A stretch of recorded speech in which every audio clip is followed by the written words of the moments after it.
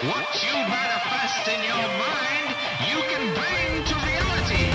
It Chapter 2 is out, the follow-up to the first chapter of the It saga, the remake of the miniseries.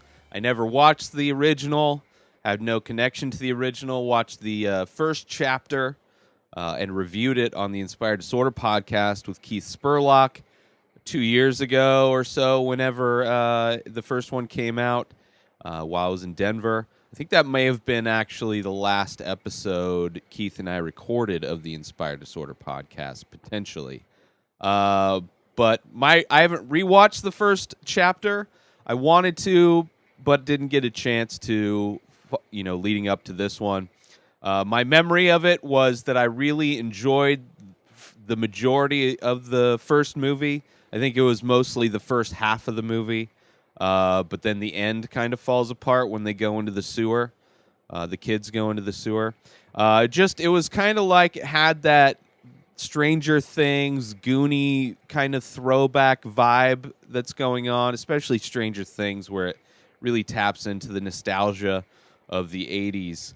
But hardcore, like the bullying and things like that in the first one are hardcore. Like the bully's carving his name into the fat kid's belly. Just like brutal. But I really liked the first part. Second half was like whatever. This one I enjoyed overall more. It's definitely long as shit. It's almost 3 hours long. It felt long, but not in a way where I was gonna fall asleep. Didn't really drag. Just they added a lot of flashbacks to the kids, which wasn't sure how they were going to handle that, because I know this movie is taking place like 20 years in the future. So all the kids are now adults. It is coming back, or what's his face? What's his actual name? Pennywise is back as they're older, and so one of the kids is still there, rallies everybody, gets in contact with everybody, and tries to get them back into their town to try and end it once and for all. And so I wasn't sure if we were going to see the kids. I thought maybe it was just going to be the adult versions the whole time, but they flash back to just other times that Pennywise was terrorizing these kids, which I kind of enjoyed. It seemed like, there was a few of those in the first one, obviously. There were things I thought were done better in the first one, but then this one, I thought overall I enjoyed it more. Just because it was nice seeing the flashbacks of like I think this movie really, even though it's going to be like a day's worth of watching, which would be like a series on Netflix that you're binging.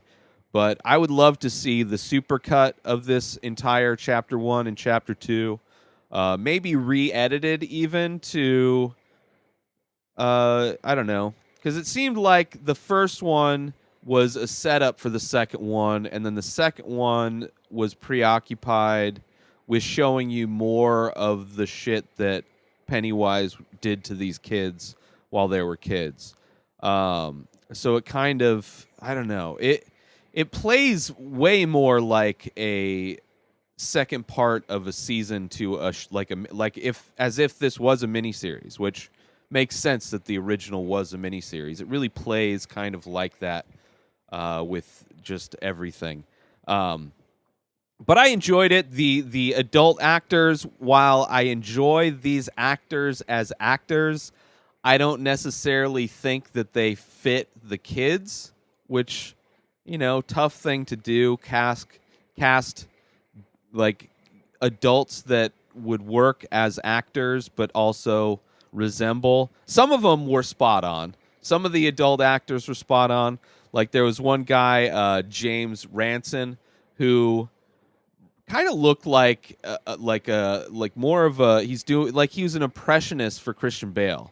Like before he got acting gigs, would be on Sunset Boulevard in either Batman costume or maybe a American Psycho kind of cosplay thing. But he has like the face of Christian Bale. Like if Christian Bale was going to do a comedy, that's kind of like the facial thing. Like it was Christian Bale all day. There was a lot of comedy in this, by the way, which I kind of enjoyed because the scary moments. I don't know. I don't really get scared in these movies anymore. If I was a kid, for sure, this would have been so many of these things where you're seeing Pennywise fuck with these adults and kids. Would have been terrifying at a younger age. But now, like if I want to be scared, I'll turn on the news and just see like we're in a reality where people that don't believe in science are kind of in charge of things, and they value money over humanity. It's like a very weird time. That's far scarier. Like the Amazon rainforest is burning down. It's kind of terrifying in that plants make oxygen. So in comparison, a clown is like, ooh, so scared of you. But it's still, I like the comedy moments, how they balance out the scary moments. Because I really did enjoy the comedy moments in this movie. But some of the casting, it's like whatever. And it would have been better. Like they kind of did it throughout this movie, or they got better at doing it throughout this movie. They would compare the adult to the child as like with the flashbacks to kind of be like, by the way, which I think they should have done up top, kind of done a quick, like, this is this person, this child actor is now looks like this as an adult. Because some of them I was like, I don't, like Bill Hader took me forever before I realized that he was even the kid had glasses. I think he's probably the only character that had the black rim glasses. So you would think that maybe I would make that connection on my own, but no, because they don't look anything alike. Like their face, the shape of their heads are completely different. Like there's no, like the hair kind of wavy in the black rim glasses, and I guess smart-assness. Also, my big problem with this, Bill Hader's character, they make him a stand-up comedian, but he's like a fucking shit stand-up comic. Like he's not even a real stand-up comedian. Like real stand-ups, most of them write their own material, like 99% of them, unless you're like a really big, famous, stand-up who's getting back into it. Like maybe like Ellen probably had some writers. I know Chris Rock's had some writers. Like when you're preoccupied with doing movies and stuff like that, but you still want to keep that kind of that stand-up comedian audience, you'll hire writers. And this guy is he's introduced before a stand-up show at a theater, right? And usually comics who sell out theaters, like people are going to see them. It's not like a club where it's like, come have drinks and watch stand-up comedy. This is like, oh, we're going to Bill Hader stand-up show at the Wiltern Theater, and we're familiar with him from TV appearances. I would imagine there's a lot of people like from The Office or like those TV shows or like Comedy Central shows that like decided to get into comedy.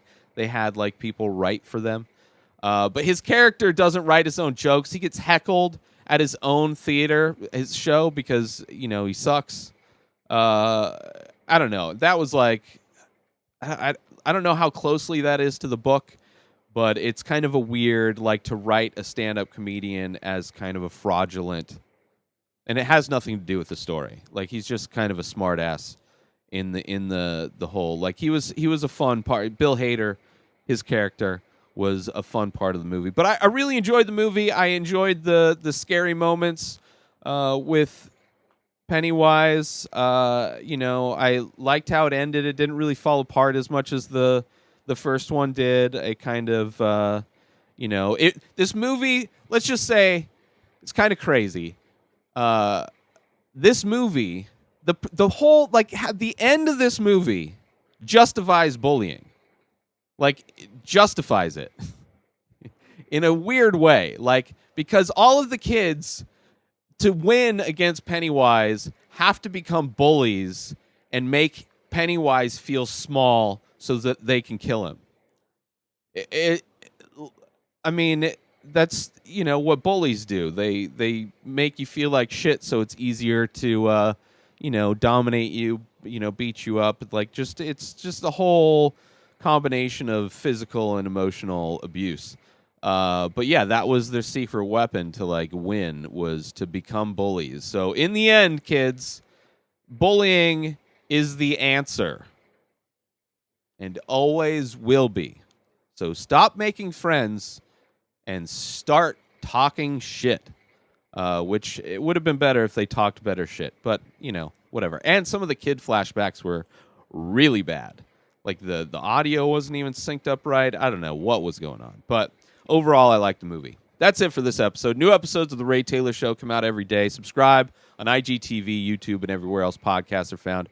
Go purchase my original artwork over at InspiredDisorder.com and save 25% when you use coupon code RTS. Follow me on all social media at Ray Taylor. Have a wonderful day, everybody. Peace out!